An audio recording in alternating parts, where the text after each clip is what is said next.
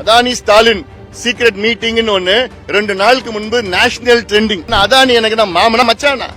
அதானியை விசாரணை பண்ணுங்க. தமிழ்நாடு மின்சாரத்துறை ஊழலில் மிகப்பெரிய ஊழலில் ஈடுபட்டிருக்கிறது என்று அமெரிக்கா நீதிமன்றத்திலே வழக்கு பதிவு செய்திருக்கிறது என்றால் இது சம்பந்தமா தமிழ்நாட்டில் பேசுறதுக்கு ஆளே கிடையாதா? குறைந்த விலை நிறைந்த தரம் தங்கள் தேவைகள் அனைத்தும் ஒரே இடத்தில். ஜெயச்சந்திரன். திமுக கூட்டணி கட்சிகளில் என்ன நாக்கு இல்லையா? இந்த அதானி பிரச்சனை சம்பந்தமா தமிழ்நாட்டில் பாத்தீங்கன்னா காது கிழிகிற அளவுக்கு அமைதி நிலவுகிறது. ஆங்கிலத்தில் சொல்லுவாங்க டெஃபனிங் சைலன்ஸ் சொல்லுவாங்க. நாங்க மட்டும்தான் இதை பத்தி பேசிட்டு இருக்கிறோம். இது எவ்வளவு பெரிய ஒரு பிரச்சனை. இது சம்பந்தமா எத்தனையோ அறிக்கைகள் வெளியிட்டு இருக்கிறோம், பேட்டிகள் கொடுத்திருக்கிறோம். ஆனா அரசிடம் எந்த பதிலும் வரல. ஏன் வரல? தமிழ்நாட்டில் உள்ள டான்ஜெட்கோ மின்சார வாரியம் இதில் ஊழலில் ஈடுபட்டிருக்கிறது என்று அமெரிக்காவின் நீதிமன்றத்தில் வழக்கு பதிவு செய்திருக்கின்றார்கள் நியூயார்க் நகரத்தில். அப்போ முதலமைச்சர் அவர்கள் அதற்கு பதில் சொல்ல வேண்டும். ஆனால் அதை விட்டுவிட்டு எங்கள் மருத்துவர் ஐயாவை மிக மோசமாக பேசியிருக்கின்றார் அவர்கள். இன்று வரை முதலமைச்சர் பதில் சொல்லவில்லை. அதானி அவர்களை சந்தித்தாரா இல்லையா என்று முதலமைச்சர் பதில் சொல்லல. 1. 2, அவர் சார்ந்த கூட்டணி கட்சிகள் இதுவரைக்கும் இது சம்பந்தமா யாருமே வாயை திறக்கல. மாறாக என்ன பத்தி ஐயாவை பத்தி பேசியிருக்கிறாங்க. பேசிட்டு போங்க, அதை பத்தி எங்களுக்கு கவலை இல்லை. அதுல காங்கிரஸ் கட்சியை சார்ந்த செல்வ பெருந்தகை அவர்கள் தலைவர், காங்கிரஸ் மாநில தலைவர் அவர்கள் ஏன் அன்புமணி ஹிண்டன்பர்க் அதானி பத்தி பேசல அப்படின்னு ஒரு கேள்வி எழுப்பியிருக்கிறாரு. ஹிண்டன்பர்க்கும் எனக்கு என்ன சம்பந்தம் இருக்கு? அதானிக்கு எனக்கு சம்பந்தம் இருக்குது. எனக்கும் டான்ஜெட்கோக்கு சம்பந்தம் இருக்கு. எனக்கும் மின்சார வாரியத்துக்கு சம்பந்தம் இருக்கு. ஏன்னா 2 மாதத்துக்கு ஒரு முறை நான் கரண்ட் பில் கட்டுறேன். இந்த 2 ஆண்டு காலத்தில் என் கரண்ட் பில் கிட்டத்தட்ட 28% அதிகமா நான் கட்டிட்டு இருக்கிறேன். ஏன்னா இவங்க செஞ்ச ஊழல்னால, இவங்க அதானிக்கு கூடுதலாக விலைக்கு மின்சாரம் வித்ததுனால, இவ்வளவு காலமா நடந்த ஊழல்னால நான் என்னுடைய கரண்ட் பில் அதிகமா கட்டிட்டு இருக்கிறேன். நான் என்னை போன்று தமிழ்நாட்டில் கிட்டத்தட்ட 2 கோடி குடும்பம் அதிகம் இவங்க செய்த ஊழல்னால, தொடர்ந்து செய்து கொண்டிருக்கின்ற ஊழல்னால. அதனால எனக்கு சம்பந்தம் இருக்கு. நான் பேசுவேன். நான் என்ன அதானி எனக்கு நான் மாமனா மச்சானா? அதானியை விசாரணை பண்ணுங்க. அதானிய சிபிஐ விசாரணை பண்ணுங்க, FBI பண்ணுங்க, இடி பண்ணுங்க, இன்கம் டாக்ஸ் பண்ணுங்க, ஏன் ஜேபிசி கூட வச்சுட்டு போங்க. அது செய்யுங்க, அவசியம் செய்யணும், செய்யுங்க. அதுல மாற்று கருத்து கிடையாது. ஆனா தமிழ்நாடு மின்சாரத்துறை ஊழலில் மிகப்பெரிய ஊழலில் ஈடுபட்டிருக்கிறது என்று அமெரிக்கா நீதிமன்றத்திலே வழக்கு பதிவு செய்திருக்கிறது என்றால் இது சம்பந்தமா தமிழ்நாட்டில் பேசுறதுக்கு ஆளே கிடையாதா? அப்படின்னு அவ்வளோ கூட்டணி திமுக கூட்டணி கட்சிகளில் என்ன நாக்கு இல்லையா? அது வைகோ இன்னொன்னு சொல்றாரு, எங்களை பார்த்து சொல்றாரு.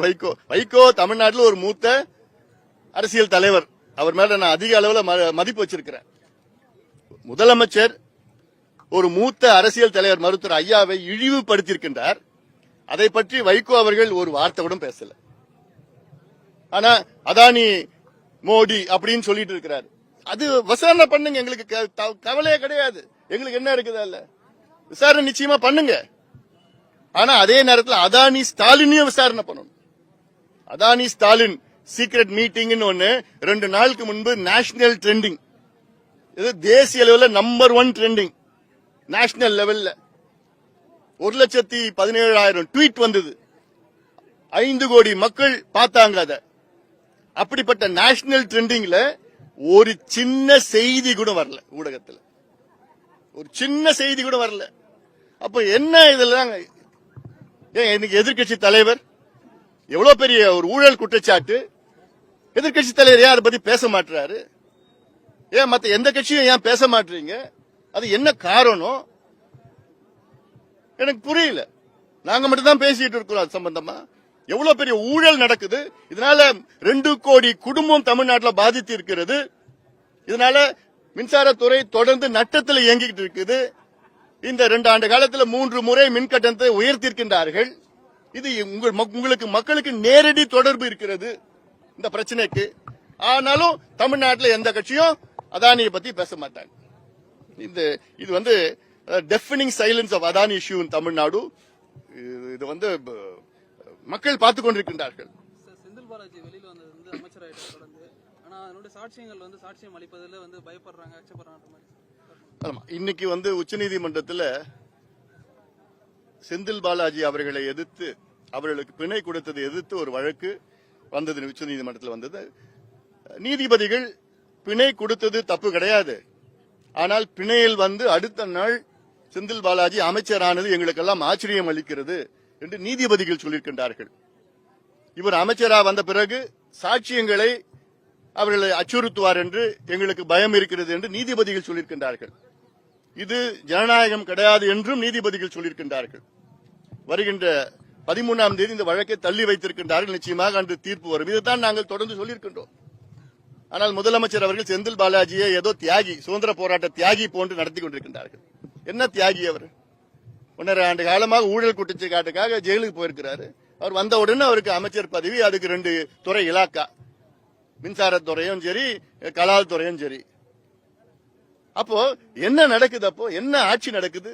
இதே முதலமைச்சர் தான் 6 ஆண்டுகளுக்கு முன்பு தான் இந்த செந்தில் பாலாஜி மிக மோசமானவர், ஊழல் குற்றச்சாட்டுகள் அடுக்கடுக்காக வைத்தார். இதே முதலமைச்சர் தான் வைத்தார். இந்த 6 ஆண்டுகள்ல செந்தில் பாலாஜி எப்படி புனிதன் ஆயிட்டாரா? தியாகி ஆயிட்டாரா? நிச்சயமா அது வருகின்ற 13ஆம் தேதி எங்களுக்கு ஒரு நல்ல தீர்ப்பு வரும் நாங்கள் எதிர்பார்க்கின்றோம். குறைந்த விலை, நிறைந்த தரம், தங்கள் தேவைகள் அனைத்தும் ஒரே இடத்தில். ஜெயச்சந்திரன்.